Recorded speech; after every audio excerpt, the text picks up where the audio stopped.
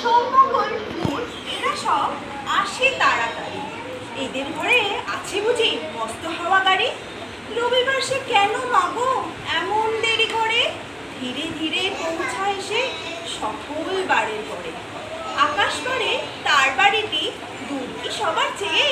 সে বুঝি মা তোমার মতো গরিব ঘরের মেয়ে।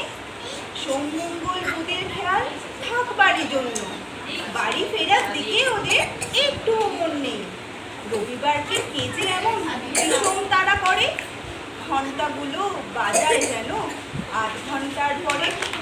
আকাশ পারে বাড়িতে তার কাজ আছে সবচেয়ে, সে বুঝি মা তোমার মতো গরিব ঘরের মেয়ে।